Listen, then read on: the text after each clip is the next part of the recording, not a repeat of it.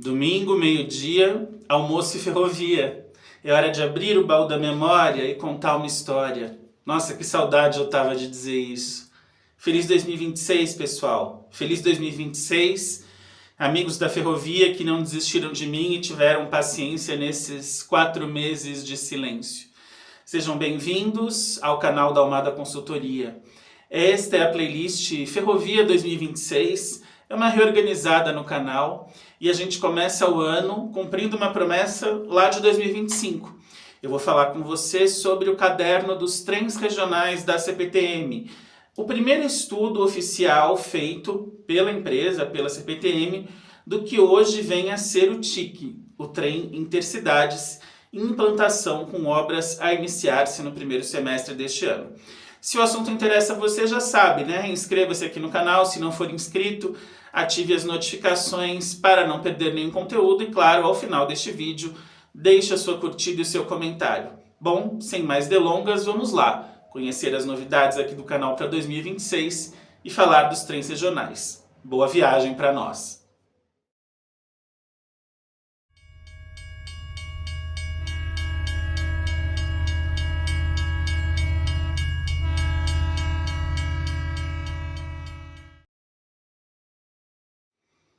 Para falar das novidades do canal, eu preciso explicar minha ausência, né? Esses 4 meses, para quem postava vídeo todo domingo, meio-dia, almoço e ferrovia, de repente some. Então, os vídeos continuarão aos domingos, tá, pessoal? Mas não todos. Eu sou professor de literatura, língua portuguesa, redação, e eu faço parte de 2 associações de preservação da memória ferroviária, uma em Valinhos e uma em Campinas, embora more eu, Átila, aqui em São Paulo. Então, final de 2025, graças a Deus, foi um ano de bastante trabalho e eu espero que 2026 seja também. Por isso mesmo que eu fiz algumas readequações que eu vou apresentar para vocês agora. Como eu sou um só e não sou IA, essas adequações são necessárias. Acompanhe comigo e logo em seguida comecemos a falar sobre os expressos regionais. A primeira novidade é que as playlists do canal estão reorganizadas. A partir deste ano de 2026, as playlists serão anuais. Assim, se você estiver vendo esse vídeo depois, em 27, 28, você vai poder procurar pelo ano de publicação. Você não vai ter uma playlist com 80, 90 vídeos e vai ficar caçando. Fica um pouco mais fácil e mais didático para você encontrar o seu conteúdo. Então nós teremos 2 playlists aqui no canal. A primeira playlist é a LP26. Sim, eu sou professor de língua portuguesa, como eu disse há pouco, e eu pretendo continuar publicando vídeos sobre o meu conteúdo, conteúdo com o qual eu trabalho de segunda a sexta, vamos dizer assim. E o que vai ter na LP26? Vídeos de língua portuguesa, literatura e redação.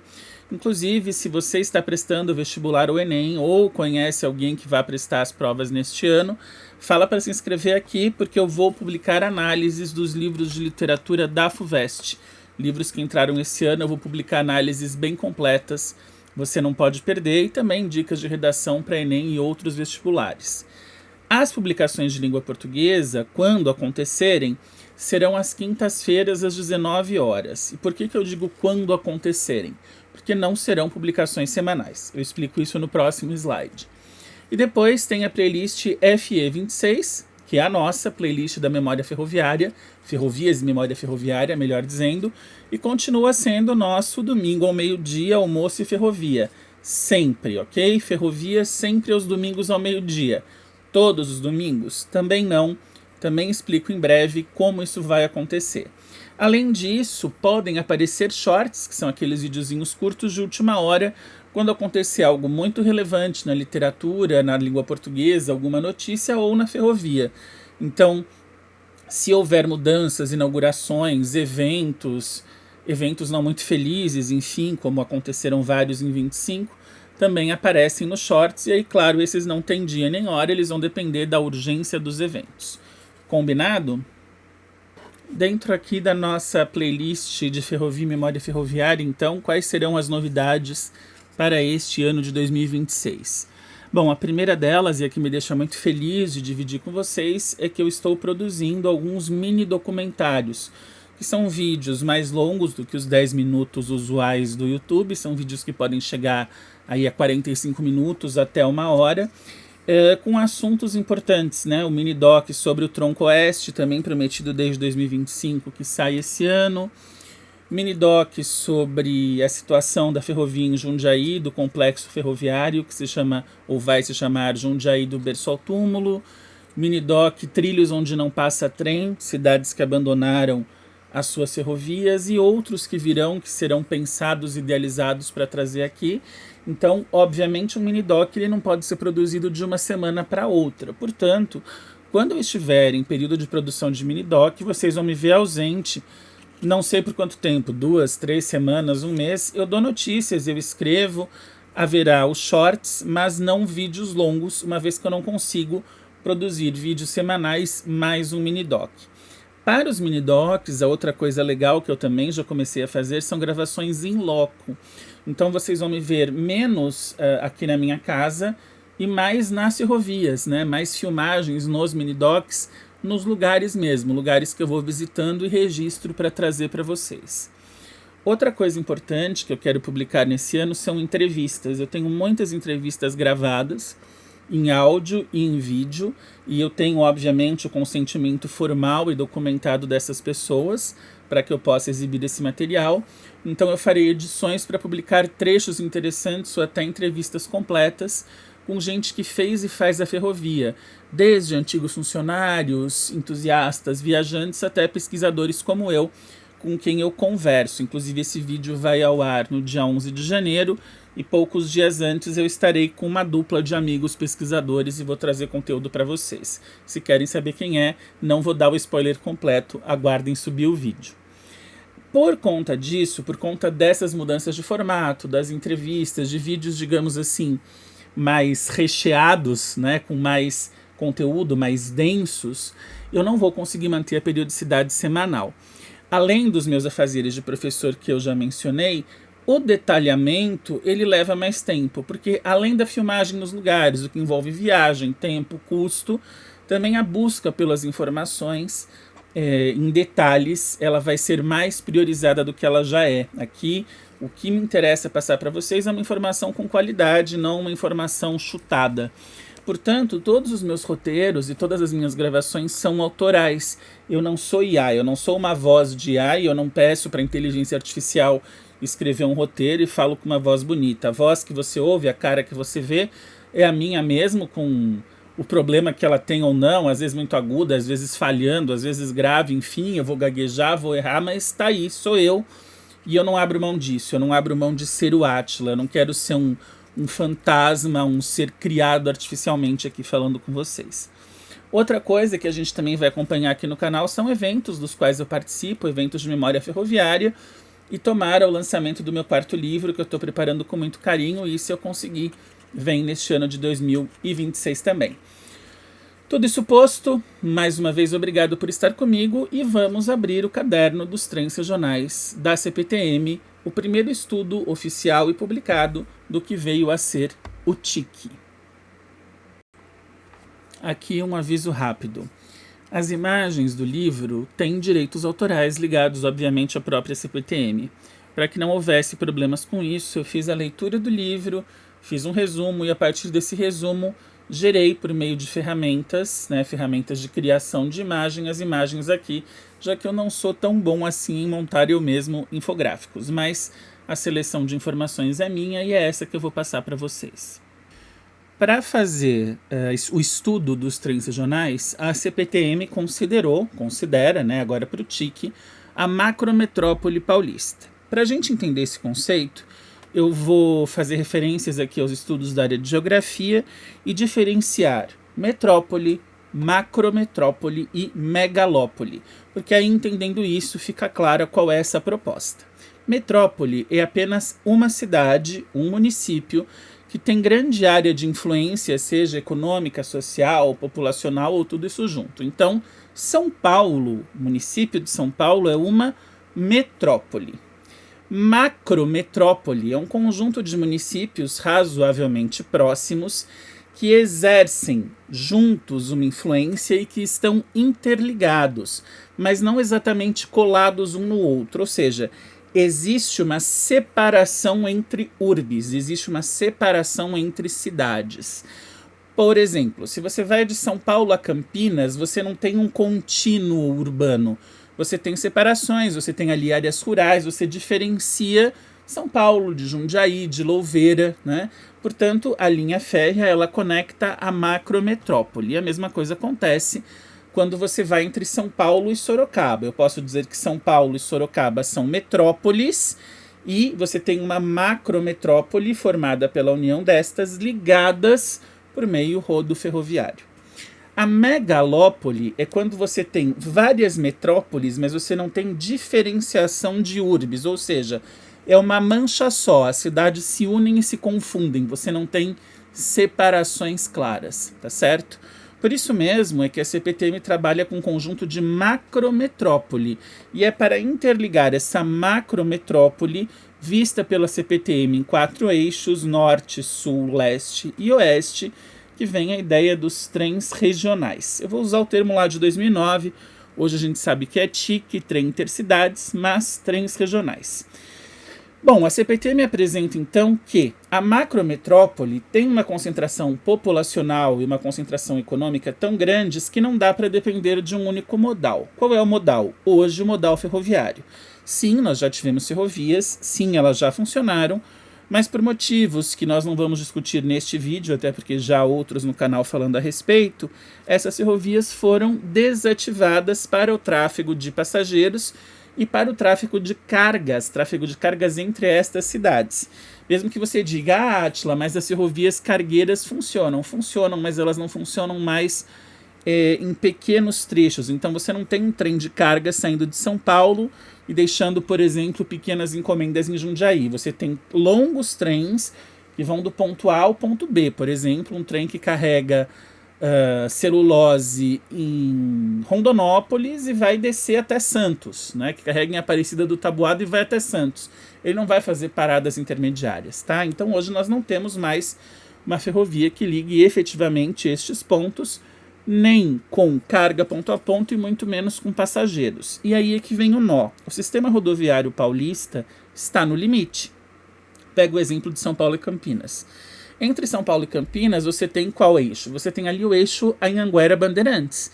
Por mais que a CCR Autoban, que hoje é a concessionária da Anhanguera-Bandeirantes, tente expandir essas rodovias, ela não consegue mais. A Bandeirantes até Jundiaí já tem 5 faixas, depois 3. A Anhanguera com 2. Não tem, a Anhanguera não tem para onde ir. A Anhanguera é cidade de um lado, cidade do outro. Entre as cidades, eles ainda colocaram ali uma terceira pista, mas não tem o que fazer. E com o aumento do tráfego de carros e de ônibus, você começa a gerar congestionamentos não só urbanos, mas os congestionamentos entre urbes, ou seja, os congestionamentos macrometropolitanos. Portanto, é um sistema que está esgotado, está impondo custos sociais caros e ambientais também, porque você tem poluição, você tem atrasos, você tem problemas de se deslocar para o trabalho, você tem o cansaço, a fadiga, enfim, custos psicossociais e ambientais caros, e você precisa ter um outro meio de transporte, uma outra alternativa que desafogue esse sistema.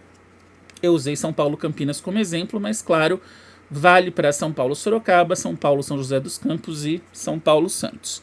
Qual é esse outro sistema? Bom, nós estamos falando de distâncias na faixa dos 100 quilômetros. Obviamente, isso não seria viável para um avião, para uma viagem aérea. Seria uma viagem muito curta e mesmo que houvesse muito cara. E aí ficaria fora do poder aquisitivo da população, então, obviamente, fora de análise, pensando em termos de política pública.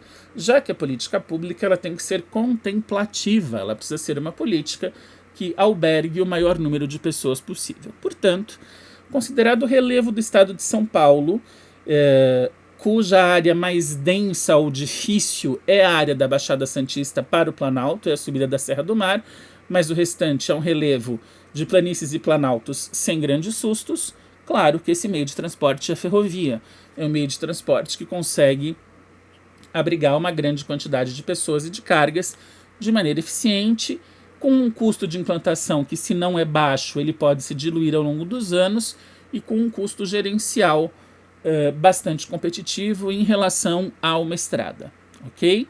Então, qual é o levantamento dos primeiros números em que se apoiou lá em 2009? Claro que o número de população já pode ter mudado, o número de influência no PIB do Brasil já pode ter mudado, mas como a nossa ideia é olhar para o livro de 2009, apresentava-se o seguinte: estamos falando aí de 28 milhões de quilômetros quadrados nesta macrometrópole, neste eixo Campinas, São José, Santos, São Paulo, Sorocaba, né? São Paulo como matriz, mas irradiando para essas 4 outras cidades, de uma população de quase 30 milhões de pessoas, ou mais de 70% da população do estado de São Paulo, de um PIB, o PIB do estado de São Paulo, né, do Produto Interno Bruto, de quase 70% também, 67,7% na época, e que tem 3 regiões metropolitanas e 4 aglomerados urbanos. Tá?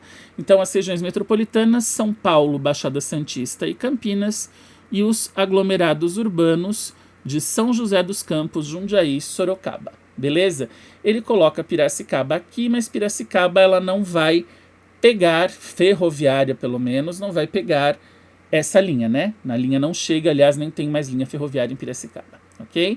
Então, aqui dados da macrometrópole paulista que justificam a necessidade de busca e implantação do modal. Implantação não, né? Reimplantação do modal ferroviário. Um segundo ponto bem interessante que o estudo levanta é a questão do prejuízo gerado pelo modelo rodoviarista. E veja, quando eu falo em prejuízo, eu não estou falando só em prejuízo monetário. Lembra que eu disse no slide anterior, quando eu apresentava dados da macrometrópole, a questão do prejuízo monetário, mas também do prejuízo psicossocial. E o levantamento traz isso numa espécie de ciclo vicioso. Bom, primeiro, nós temos aí a redução da qualidade de vida. Por quê? Obviamente, um congestionamento e o acréscimo de tempo. Vamos imaginar que, se você sai da rodoviária do Tietê em São Paulo até a rodoviária de Campinas, quando você vai lá ao guichê comprar passagem de ônibus, ali em 2008, 2009, eu ainda fazia a minha ligação com Campinas por causa da Unicamp, onde eu estudava, você demorava ali, havia-se uma espera de 1h20, 1h25 era o tempo médio previsto para a viagem de ponta a ponta. Hoje, se você for à rodoviária do Tietê comprar um bilhete para o mesmo trecho, esse tempo já aumentou para 1h45, 1h50. Então, você já teve algo que era de 75 minutos indo para 100. Quer dizer, praticamente um acréscimo de 25% do tempo num período aí de 15 anos. Esse tempo, ainda assim, não considera os congestionamentos monumentais que pode haver na Marginal Tietê, por exemplo. Porque o ônibus que vem de Campinas, ele sai da Bandeirantes ou da Anhanguera e pega a Marginal Tietê para chegar à rodoviária. Em 2009, eu cheguei a levar 2h15. Então, isso não é exatamente raro de acontecer.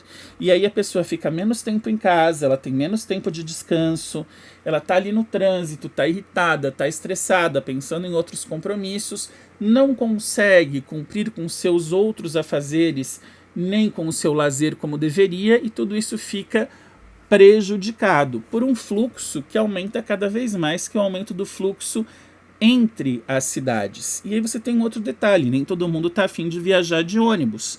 Muita gente viaja de carro e viaja só. Cada carro para uma pessoa e um ônibus para 40, claro que o ônibus tem mais vantagem.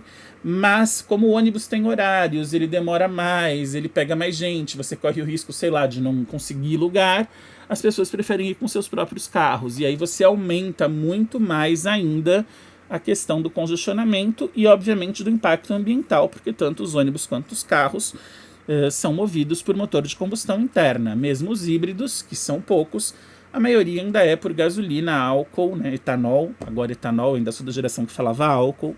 Gasolina, etanol ou diesel. Bom, e aí, se você pegar um vagão de trem, um carro de passageiro ferroviário, ele leva 80, ele leva 90 pessoas. Então, um carro de passageiro ferroviário comum equivale a 2 ônibus. Se você fizer os carros double decker, os carros de 2 andares, 180 pessoas, então 4 ônibus. Pegando ali a referência de um carro ferroviário para 2 ônibus, se você faz um trem com 6 carros, a cada trem você tem 12 ônibus a menos. Se você tem 10 trens circulando por dia, ou 12 trens circulando por dia, você tem 144 ônibus a menos, contando 12 trens em cada sentido.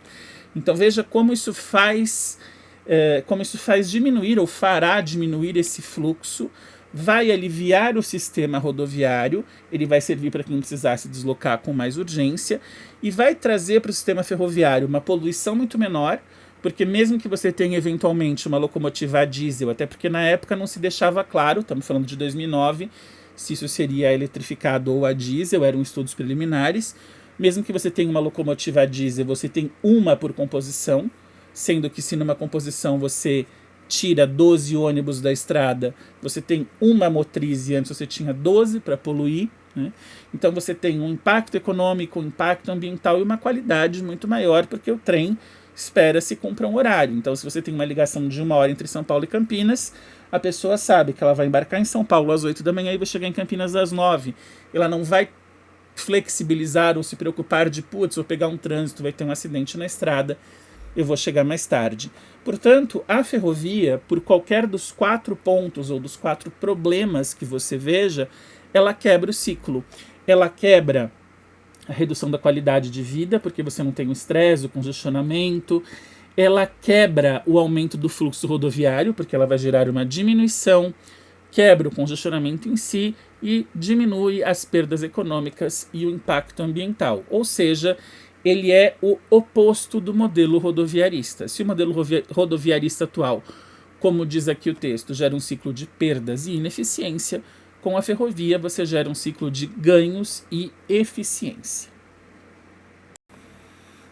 O documento da CPTM, portanto, ele previu a retomada dos transportes ferroviários de passageiros a partir de 3 pilares indispensáveis para o século XXI, que são sustentabilidade, produtividade e eficiência. Se nós considerarmos a ideia de trens elétricos, nós estamos falando, obviamente, de uma energia limpa. Esse trem elétrico pode ser por energia em fio, catenária, pantógrafo ligado em fio, ou poderia ser, de repente, por energia via trilhos, corrente alternada, enfim, né? Há possibilidades e combinações, ou pelo menos era o que se apresentava na época.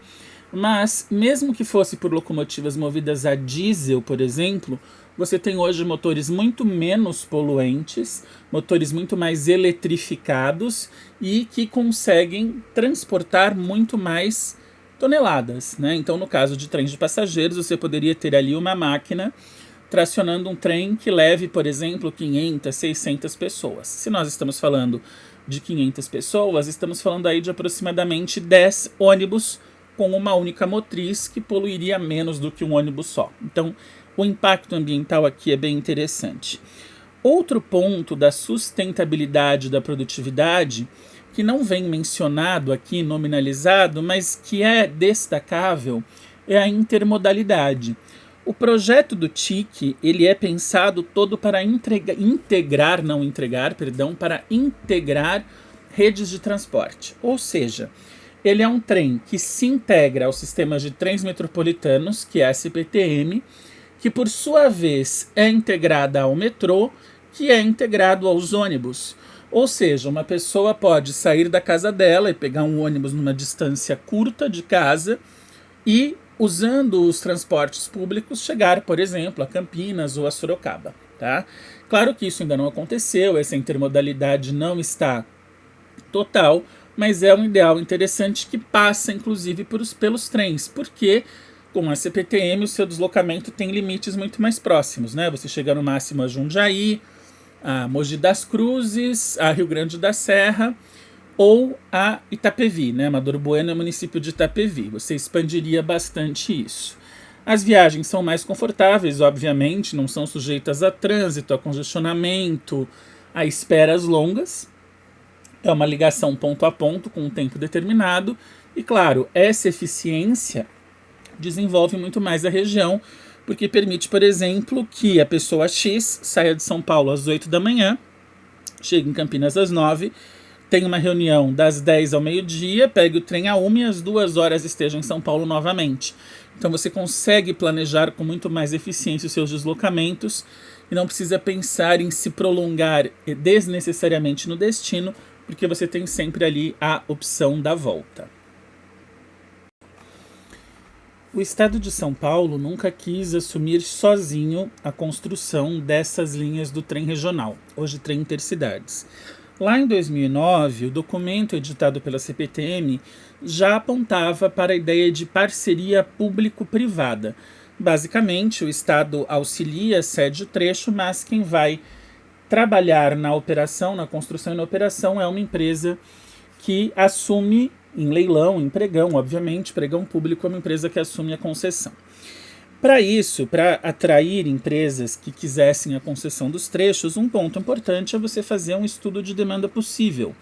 O que é esse estudo de demanda possível? É você verificar quantas pessoas têm potencial de se deslocar entre essas regiões e depois quantas pessoas poderão ser absorvidas pelo sistema ferroviário. Então aqui nós temos dados muito interessantes que em 2009 e 2010 o eixo São Paulo, Jundiaí, Campinas teria aí 174 mil viagens diárias, seja entre carros, ônibus, motos, enfim, dados do deslocamento coletados, seja pelas empresas de ônibus, seja pelas praças de pedágio das rodovias, ou seja pela pesquisa Origem e Destino, que é uma pesquisa que o metrô e a CPTM fazem anualmente aqui em São Paulo. Se você não sabe como funciona essa pesquisa Origem e Destino, eu explico. E é bastante simples. Quando você chega no metrô, eles perguntam, você tem ali funcionários uniformizados logo após a sua passagem pela catraca, e eles perguntam para qual estação você vai e se esse é o seu destino final. Ou seja, digamos que hoje eu embarque aqui na estação Tucuruvi, linha azul, e queira ir até Campinas. Então eu vou dizer para a pessoa, olha, eu vou descer na estação Tietê, mas o meu destino final é Campinas, então eu vou pegar na rodoviária um ônibus, ou eu vou descer na estação de Jundiaí da CPTM e lá vou pegar um ônibus para ir para Campinas, tá? Então, de qualquer maneira, essa pesquisa também é um método de levantar deslocamentos e potencialidades. Portanto, São Paulo-Campinas aí 174 mil viagens diárias, São Paulo-Santos, 111 mil, São Paulo-Sorocaba, 72 mil, São Paulo-São José dos Campos, 60 mil viagens diárias. Então, é um potencial que a CPTM fazia questão ali de apresentar como imediato, ou seja, não é um potencial que a empresa que assume a concessão precisaria buscar, fazer publicidade. Olha, oi, tudo bem, eu sou a empresa X, agora a gente tem o trem. Não, não. Esse potencial está lá, esse deslocamento acontece, é uma questão, então, de atrair parte dessas pessoas para o modal ferroviário. E aí, os próximos slides, eles vão mostrar exatamente isso. Dentro desse total, qual é a expectativa, ou qual era a expectativa, de novo, estamos falando de 2009 e 2010, que poderia ser trazida para os trilhos. A CPTM apresentou, então, estudos de casos de cada um dos 4 eixos dos trens regionais. Eixo 1 ou eixo norte, São Paulo-Campinas. Eixo 2 ou eixo sul, São Paulo-Santos. Eixo leste, São Paulo-São José dos Campos. Eixo oeste, São Paulo-Sorocaba. Como eles fizeram estudos bastante detalhados à época, eles já sabiam o que hoje é a realidade. Que o primeiro eixo, ou o que traria maior retorno, seria obviamente o eixo São Paulo-Campinas, que é o eixo que terá as obras iniciadas neste ano de 2026. Então, São Paulo-Campinas, segundo o estudo de 2009, dizia que era uma viagem que poderia ser feita em 50 minutos. O projeto se chamava Expresso Bandeirante, que é um novo velho nome. Expresso Bandeirante foi um nome usado lá na época da FEPASA, ou antes ainda, na época mogiana, na época da Mogiana, que era o trem que ligava Campinas a Brasília. Depois a FEPASA, na sua última fase, usou o nome Expresso Bandeirante, e aí a CPTM reciclou aqui, no fim não vai ser esse nome, mas enfim, foi o nome que eles deram à época. Projetava-se uma viagem de 50 minutos a uma velocidade máxima de 160 km por hora. Só para você ter uma comparação, hoje essa viagem ela chega a 60 minutos, porque ela inclui uma parada em Jundiaí, então o tempo de viagem não é tão diferente. A velocidade máxima possivelmente não chegue a 160 km por hora, mas se chegar é interessante porque parece muito rápido, mas ainda não é o recorde de velocidade das ferrovias brasileiras. recorde de velocidade nas ferrovias brasileiras, a efeito de curiosidade, foi batido no ano de 1989, na época da FEPASA, em que uma composição experimental da FEPASA e do IPT, o Instituto de Pesquisas Tecnológicas, no trecho retificado entre Rio Claro e Tirapina, no interior de São Paulo, atingiu, tracionada por uma locomotiva GE 2CMC2, a popular V8, 164 km por hora. Mas enfim, a velocidade comercial desse trem é alta, uma velocidade que se espera de mais de 120 km por hora. E para 2010, veja que para 2010 se projetava uma demanda de 55.224 passageiros por dia. Se nós avançarmos 16 anos no tempo, hoje, claro, essa demanda é bem maior, ou seja, 50 mil pessoas por dia no início da operação. Obviamente, conforme as pessoas forem tomando conhecimento, sabendo que esse trem é mais eficiente, é mais interessante, tem um custo competitivo, isso pode aumentar bastante. E aí apresenta-se um número de 14,6 bilhões de reais em benefícios econômicos. O que são exatamente esses benefícios econômicos? Não só a questão de faturamento da linha, mas também os custos que ela deixa de gerar. Por exemplo, ela deixa de gerar custos hospitalares com pessoas que sofrem acidentes nas estradas. Ela deixa de gerar custos de conservação das estradas. Ela deixa de gerar custos de políticas ambientais para evitar a poluição do ar causada pelos carros e ônibus.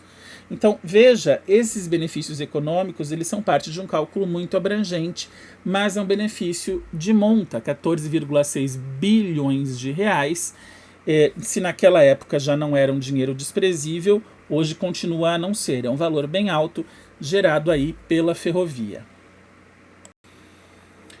Outro ponto bem curioso desse documento lá de 2009 é a questão do levantamento de desafios para o eixo da Serra do Mar, o eixo São Paulo-Santos. De novo, um novo velho desafio, porque Daniel Fox e James Brunles, lá em 1860, venceram esse desafio construindo com o melhor da tecnologia da época a São Paulo Railway, a inglesa capitaneada pelo senhor Irineu Evangelista de Souza, o glorioso Barão de Mauá, a quem o Brasil deve as suas ferrovias, não o estado de São Paulo apenas, porque precisamos nos lembrar de que Mauá implantou a primeira ferrovia do Brasil, lá no Rio de Janeiro. Bom, por que a Baixada Santista é desafiadora? Porque ela tem um desnível em relação ao Planalto de quase 800 metros. Aí você fala, tudo bem, não dá para criar uma subida? Então, uma coisa é você subir com o seu carro, que tem um limite de carga no asfalto, com aderência, uma estrada cheia de curvas, com um cenário ali mais ideal, e mesmo assim, se você tem um carro popular como eu, você sabe que você não vai subir a 120 por hora a serra com carro carregado. Você sabe que se chover você tem muito mais riscos, então você tem limitações. Nós estamos falando aqui de trilhos, né? Nós estamos falando de rampas em trilhos e de trens que sobem e descem do porto, hoje com cargas, mas que subiriam e desciam também com passageiros. Então você tem que ter um limite de rampa, senão o trem patina, senão não tem aderência, isso pode causar acidentes, é extremamente perigoso, por isso que a descida da Serra do Mar de maneira direta, ela é desafiadora. Hoje, de maneira direta, é feita por Paranapiacaba, no sistema de cremalheira aderência. Se você não sabe o que é o sistema de cremalheira aderência, dá uma procurada aqui no canal, tem vídeo sobre isso, mas basicamente existe entre as barras de trilho, no meio delas exatamente, existe um trilho denteado e a locomotiva que hoje atua lá, que é uma Stadler, uma locomotiva suíça, ela tem as rodas que estão ligadas às barras de trilho e uma roda no meio denteada que se encaixa, né, nessa parte e faz a descida pela cremalheira, que é essa descida com essa roda, com essa espécie de polia, né, denteada que vai crec, crec, crec, e o trem vai fazendo a descida ou a subida da serra e que obviamente evita desgaste excessivo da máquina e evita que ela derrape nos trilhos e vá parar lá embaixo. O desafio da Baixada Santista é fazer uma ligação de passageiros eficiente e que hoje já se sabe não vai ser a mesma ligação de cargas. Mas não dá para fazer, por exemplo, via Mairink Santos? Então, demora muito mais. Porque a gente tem que lembrar que a Serra da São Paulo Railway, que é a Serra de Paranapiacaba, ela é uma serra de perfuração. Então, o sistema de cremalheira era, assim como foi o sistema funicular, um sistema que escavou a serra, que criou túneis e que desceu em linha reta. A ferrovia da Mairinque Santos, ela é uma ferrovia de contorno, então ela não tem toda a tecnologia do sistema cremalheira, só que é uma descida muito maior, porque as rampas são menores, então o trem tem, digamos assim, numa linguagem popular, que dar mais voltas para chegar, tanto que a descida entre Paranapiacaba e Cubatão leva 20 minutos pelo sistema da cremalheira, e se você descer pela Mairinque Santos, o tempo é bastante maior. Já que você quer transportar passageiros, claro, carga não reclama, mas passageiro reclama, o transporte tem que ser eficiente. Portanto, a ideia aqui seria aproveitar o modelo de serra em descida direta, retificando curvas, manter a tecnologia de cremalheira e ter rampas de no máximo 8%, o que é uma rampa muito alta. Tá? As rampas aqui no interior de São Paulo são rampas de 2%, se for uma rampa muito puxada, 3% de inclinação. Então 8% seria mais do que o dobro das rampas, mas com a tecnologia e o sistema de cremalheira.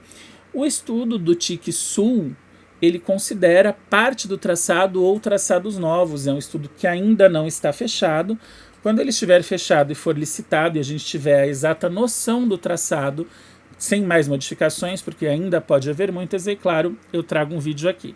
Mas o importante do eixo São Paulo-Santos justamente é a Serra do Mar e a tecnologia disponível hoje para vencê-la. Obviamente, para qualquer um dos 4 eixos, o traçado não poderia ser apenas o traçado já existente, até porque no traçado já existente, no eixo São Paulo-Campinas, assim como São Paulo-São José e São Paulo-Santos, existe um transporte intenso de cargas. São Paulo-Sorocaba não. Este trecho São Paulo-Sorocaba está sem uso, mas atualmente, porque lá em 2009 ele era usado pela ALL, mas de qualquer maneira você teria aí um problema de comutabilidade de tráfegos. Então você teria 2 opções, ou tráfego em via comum, o que seria um problema para trens de passageiro rápidos. Por quê? Porque os trens de carga eles circulam numa velocidade máxima aí na casa dos 50 km por hora, em alguns trechos a bem menos que isso, circulam a 20, 30.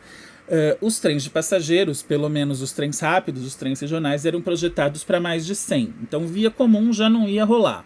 Outro ponto importante, na região do eixo oeste, São Paulo-Sorocaba, estamos falando de linha de bitola métrica, 1 metro entre os trilhos, e os trens regionais são projetados para bitola larga, bitola de 1,60 m. Então, a ideia seria, e é o que vai se fazer no TIC Campinas, caso seja possível aproveitar o mesmo leito, uma linha segregada, ou seja, uma linha separada. Você vai ter uma linha ali para carga e uma linha para o TIC. Eles não vão correr pela mesma via.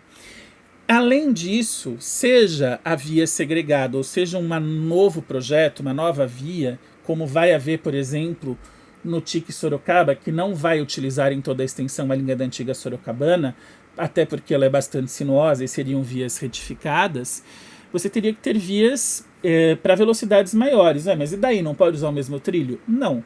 Quanto maior velocidade, você tem que ter uma barra de trilho que sustente muito mais o peso, porque aí você tem a equação da massa do comboio, a gravidade que ela atinge, a força que ela faz, né? Então você tem que ter barras maiores que suportem mais peso, de melhor qualidade, dormente, possivelmente de concreto e não necessariamente de madeira, uma série de propriedades aí de engenharia e de física. Eu sou leigo no assunto, mas em linhas gerais é mais ou menos isso. E obviamente ter um raio de curva amplo, porque você tem um trem de bitola larga e andando rápido. Quando você tem um trem de bitola métrica andando devagar, você pode ter curvas mais fechadas. Conforme você aumenta a velocidade ou a bitola, se você tiver curvas fechadas, existe uma força básica na física chamada força centrífuga. O trem não vai ficar na curva, ele vai descarrilar e vai para fora. Portanto, para manter esse trem na linha e evitar a força centrífuga, você tem que ter curvas de raio maior, para que o trem mantenha uma velocidade de mais de 100 km por hora em bitola larga. E olha que interessante, no trecho São Paulo-Sorocaba, existem, na linha da métrica, 230 curvas com raio menor que 600 metros, o que seria inviável. Então, o trecho oeste é um dos que mais terá que passar por adequações. O material rodante seriam aí trens bastante modernos, trens elétricos ou diesel, e trens com carro motor e carro reboque. não se fala, né, não se considera, ou já se considerou, enfim, mas hoje, aí aqui eu estou falando de 2026, se consideram trens assim, não uma locomotiva puxando carros de passageiros, né, um trem autônomo, como são, por exemplo, muitos dos trens europeus, que podem até ser aumentados ou diminuídos, mas você tem carros motores nas duas pontas e carros reboque no meio. E uma bitola na questão dos trens regionais larga. Uma outra coisa é o tipo de serviço, que é uma operação de alta frequência. Por quê? Porque nas linhas da antiga FEPASA, você tinha ali 4, 5 horários de trens por dia. Na época da Paulista e da Sorocabana, não.